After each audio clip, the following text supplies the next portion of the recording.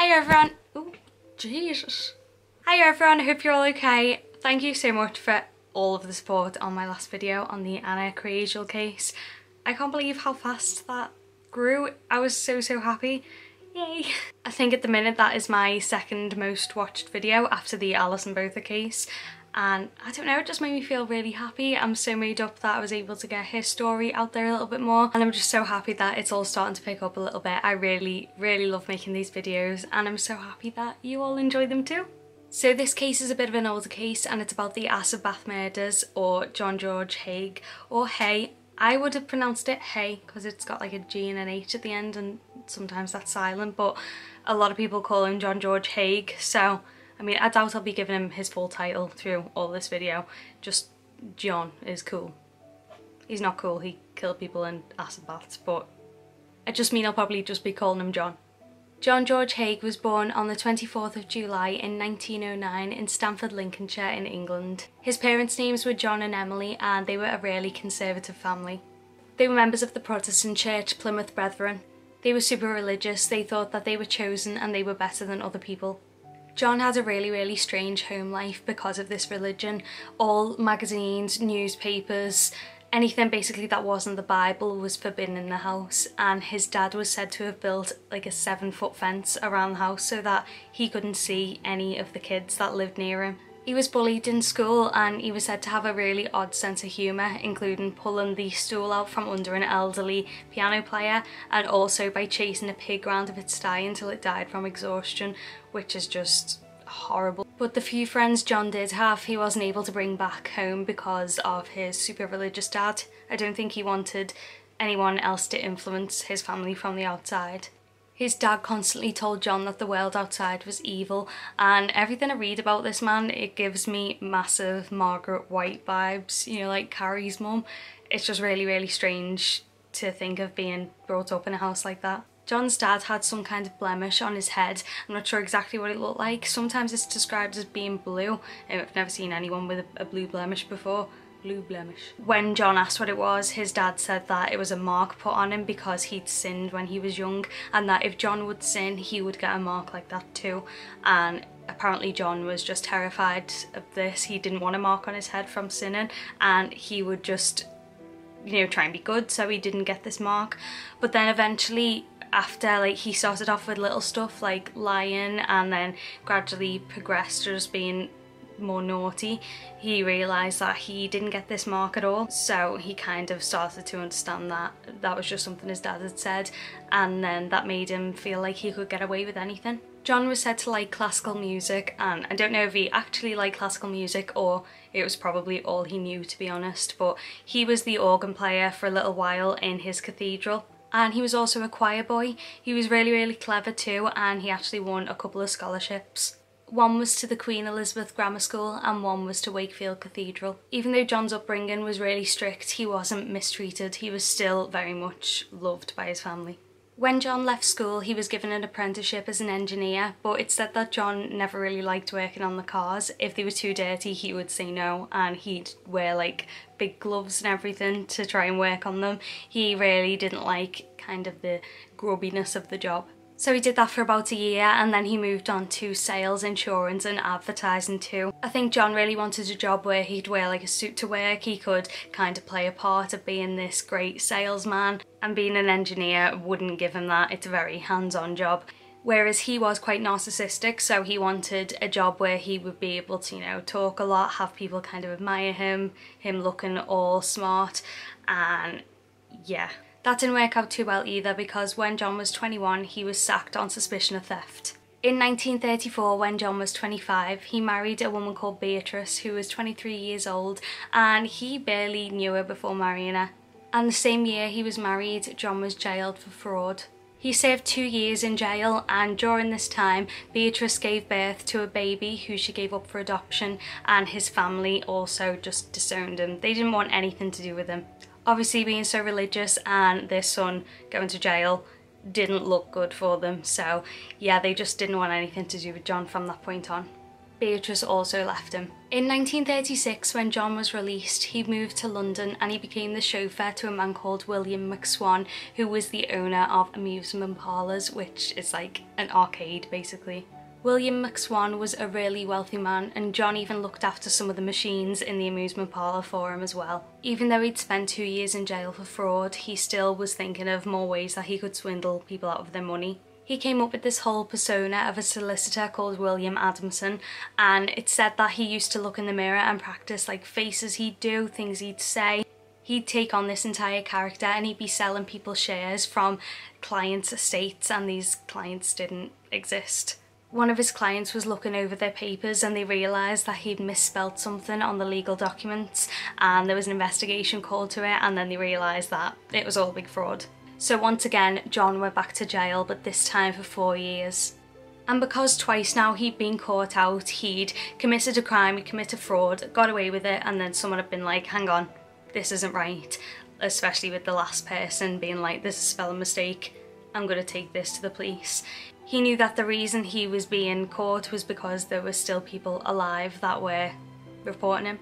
So while he was in prison, he started trying to think up ways of how he could get rid of these people so there was no one left to tell off him. Between his last chunk of his sentence and a little while after getting out too, he started researching the French murderer Georges Alexandre Seurat. I don't even want to attempt to pronounce that in a French accent. And he was famous for disposing of his victims in sulfuric acid. So John thought this was a good idea, and he started to actually experiment with this too, starting with mice. John found out that it took around 30 minutes for a small field mouse to be dissolved in the acid, so he started trying to multiply this and work out how long and how much acid it would take to dissolve a fully grown man. In 1944, John took on a new job at an engineering company in the accounting department, and he ran into the man he used to chauffeur for, William McSwan. William was telling him all about his new job as a landlord, where he'd be collecting money every day from his tenants. John obviously loved the sound of this. Money every single day. He knew that William McSwan was just even more wealthy now. At this time, John was renting a little workshop in the basement of 79 Gloucester Road in Kensington, where it said that he'd work on his inventions. On September the 9th, he lured the McSwan's son into his workshop, where he bludgeoned him to death and then put his body into a barrel of acid for it to dissolve. He just left the barrel there with the body in it and went home and went to sleep. Then the next day he was able to just pour it down the drain. John was able to forge documents, meaning that he kind of got all of their son's assets. He forged more documents, which meant he was able to obtain multiple properties belonging to them, pretended to be their son. And he told the family that their son had moved away to Scotland because he didn't want to be recruited for the war. And he'd even send postcards from the son to the family as well. He also stole about £4,000 in cash from the family too. But he was worried that the family may soon realise that this wasn't their son speaking to them and that something dodgy was going on. So he decided to get rid of the rest of the McSwan family. On the 2nd of July 1945, John told the parents that their son had come back. He was really excited to see them and that he was in the workshop. Of course he wasn't, it was all just a plan to lure them there and get rid of them, as he'd done with their son. He hit them over the head and disposed of the bodies in the barrels of acid. And of course, John, because he was so good at forging everything, he was able to obtain even more of their properties and more cash as well. So with all this money from the McSwans, John was able to move into the Onslow Court Hotel. And this hotel had lots of elderly residents that lived there, but John knew that they were all rich and it was a perfect place to be if he wanted to swindle anyone out of some more money. Even though John had around 10 grand from the McSwans and the properties too, he developed a really bad gambling problem, so his money was running out pretty quickly. This is another one of those times where I've seen different reports on the same kind of story. I've seen different information. This can often happen when cases are very old. There's a lot of mixed messages, but the general outcome is always the same, if that makes sense. So please forgive me if a few of these facts are a little bit over the place with cases that are old. Sometimes there's kind of like 2 or 3 stories, they get mixed and then they come back together. So don't come for me. John needed someone else that was wealthy that he was able to kill, get rid of and steal money from. So he came across the Hendersons. There was Archibald Henderson and his wife. Archibald Henderson and his wife had a house for sale, and John said that he was interested in this house. I've also heard though that John went to play music for the Hendersons. Either way, he was at their house. He was able to speak to them, get to know them a bit, and then lure them into his workshop. He lured the husband first, where he shot the husband and disposed of him, as he did in the barrels of acid. Then he went to the wife and said that her husband had fallen ill and that she needed to go to him, lured her there and did exactly the same. He forged a letter from the Hendersons and sold all their possessions. Because he had even more money now, he decided to rent an even bigger warehouse. This warehouse had much more space for taking people there and disposing of them in these acid barrels. In 1949, John found another victim. It was a lady in her late 60s called Olive Durand Deacon, who was the wealthy widow of a solicitor called John Durand Deacon. John, as in Killer John, not her husband John, was calling himself an engineer at this time, and he lived at the same hotel as her, and she really wanted to meet him because she wanted to be an inventor, or she thought of herself as an inventor. She was a clever lady, and she decided that she wanted to invent artificial fingernails, so false nails. They had a little talk with each other, and John said, "Yeah, I've got the perfect material for it in my warehouse. If you want to come along, we'll go together." So they'd arranged to go there, and Olive had told one of her friends that she was going as well. So they went together to John's warehouse, and as she was looking at the materials, John shot her in the back of the head. He took all of Olive's valuables from her body, including a Persian lamb coat, some jewellery and a handbag. He decided to put the handbag in the acid barrel with her, and also he had to tie up her body because she was quite a big woman, so he needed to fit her in. And it's said that John actually put her in the barrel and then went and had lunch and then came back to the barrel. So this was normal for him at this point. But unlike his previous workshop, this place didn't have a drain to put all of the... It's described as sludge. I don't want to say sludge, but it's sludge. I don't know why I'm running from it, it just seems horrible to say. Human bits, yeah, remains. But this new place didn't have a drain that was suitable to put the remains down.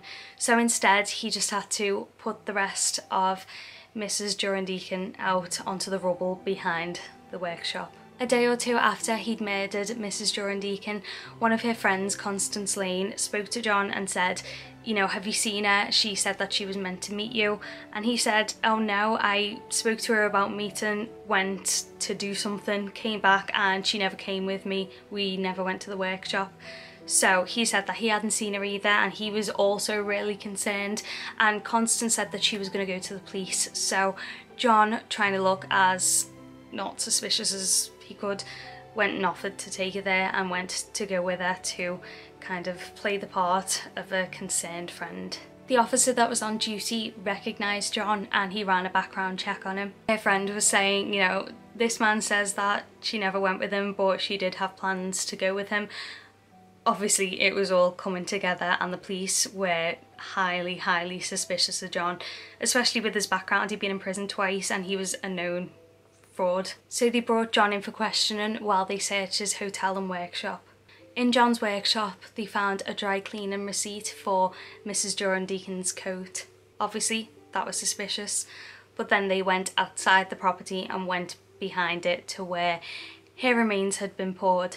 They found 28 pounds of melted human body fat, part of a human foot, part of a denture and gallstones. They also found several 40-gallon drums of sulphuric acid. At first, John believed that he wouldn't be able to be put away for anything because there was no bodies left. He was just like, oh well, there's no evidence. Like, show me what I've done, show me who I've murdered, they're not there. And he genuinely believed that he was going to get away with it, even though he was sat there being questioned by the police. But then he didn't deny once they said, you know, this is what we found. He never denied it. And he also said that he killed 3 more people too. John was of course arrested and charged with these murders. He tried to plead insanity, talking about his childhood and how he'd have really strange dreams. He said that he wanted to drink the victim's blood. He was just pulling out everything he could to try and be like, oh no, I'm insane. It was because I was a vampire. And it wasn't, it was all just for money. After just 2 days of the trial and the jury deliberating for just 17 minutes, John was found guilty of these murders and he was sentenced to death, and there wouldn't be any appeal. While John was waiting for his execution day to come around, he actually requested that they have a trial run so that everything went smoothly on the day. Like, he wanted to see exactly what was going to happen and everything. Obviously this wasn't agreed by anyone. He was hung at Wandsworth Prison and 500 people came to stand outside. He was offered a drink before he was hung and he said, "Make it a large one, old boy." So that is the case of John George Haigh. John George.